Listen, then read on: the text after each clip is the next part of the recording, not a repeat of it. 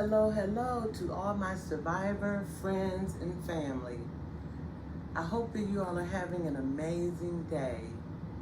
Before I get started with this video, I'd like to ask if you would just take a moment and hit that like button, subscribe to my channel, share the video, and make sure you leave a comment before leaving. So I want to just come on today and just talk about some of the devices, gadgets, contraptions, whatever you choose to call them, that I've used through my recovery from this stroke. So at any rate, without further ado, let me get started and just share this first contraption, the wonderful AFO. This was given to me while I was in recovery, and I used this for 3 months in the first 3 or 4 months of my recovery from the stroke.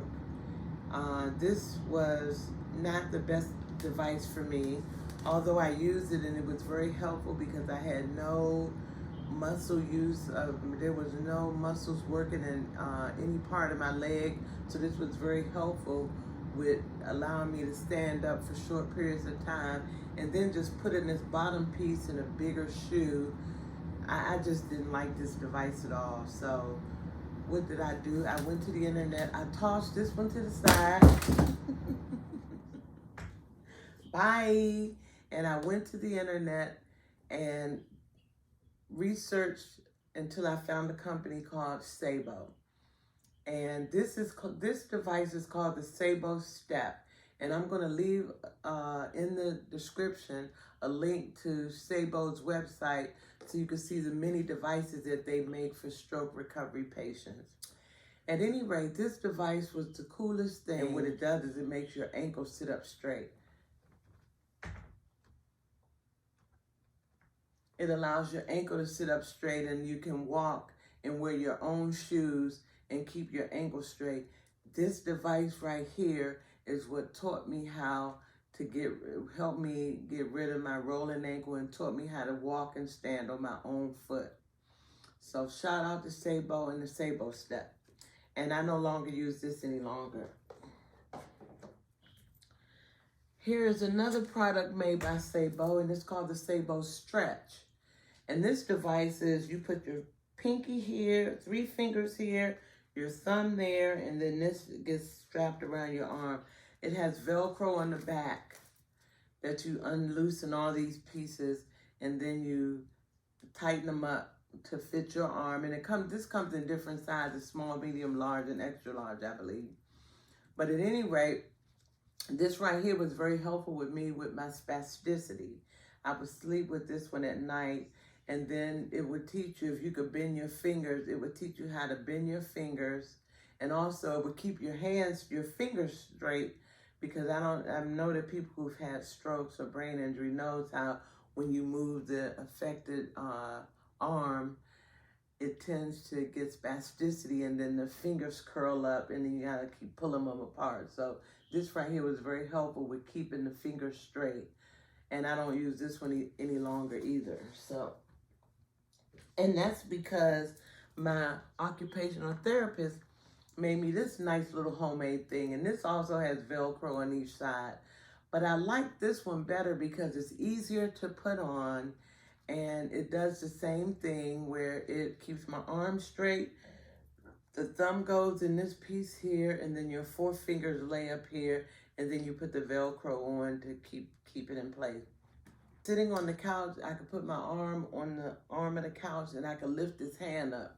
But right now, if I lift this hand up, the wrist drops, because I don't really have, as much as I try to straighten this wrist out on my own, my brain hasn't created those pathways to say the wrist should straighten up.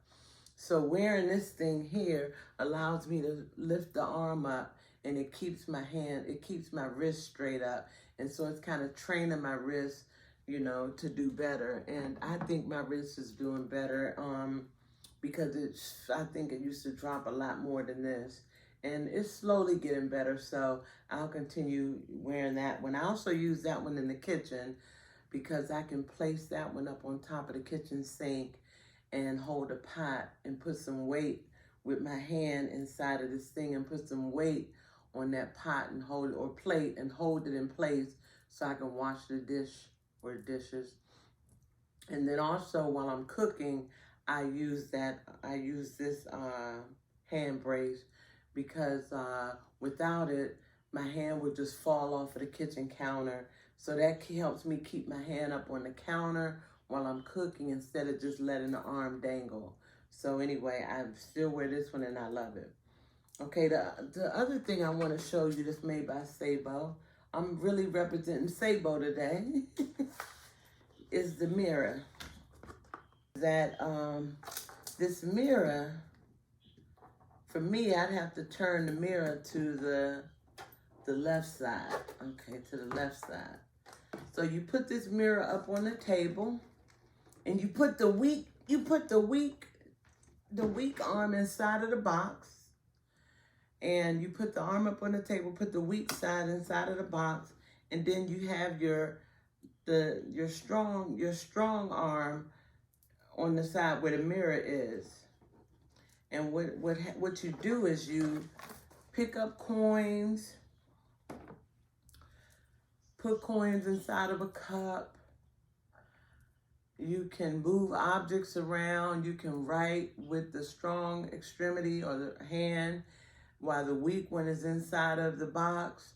And what happens is, while you're writing or moving things with the strong hand and looking in the mirror, well, in my case, I'm going to use my case.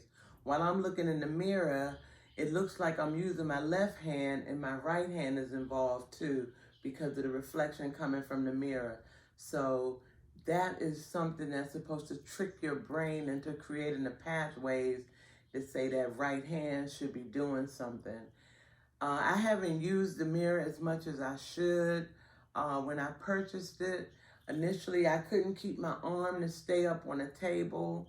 So because I didn't have weight in my elbow, in the elbow part, which I now have, because you need that weight to hold the arm up on the table or else it's going to just fall off. And that's what my hand was initially doing. And because I was going through the breast cancer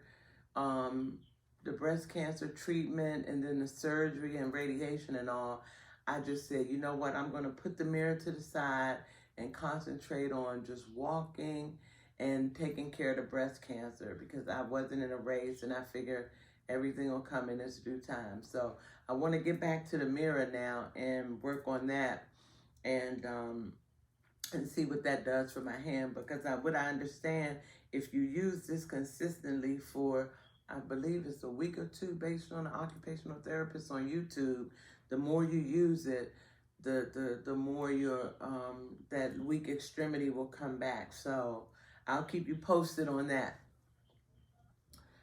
So the last thing I want to just talk about is my mental health. And no, before I talk about my mental health, let me just mention my cane, because I told you all how I'm on the smaller quad cane. Here's the smaller quad cane.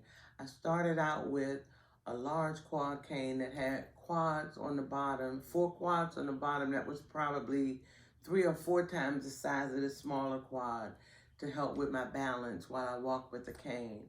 And I graduated to the smaller quad, yay, which has taught me how to balance more and concentrate on balancing myself on my own feet. And so now I'm able to go outside with my cane. I can pick the cane up and I can walk short distances on my own feet. But I take my cane everywhere I go because I'm going to need it at some point. But anyway, I've seen improvements. So anyway, back to the mental health and how I maintain it and how I avoid depression. So here's some of the things that I do. One thing that I do is I don't compare myself to other people. And I'm very optimistic in life.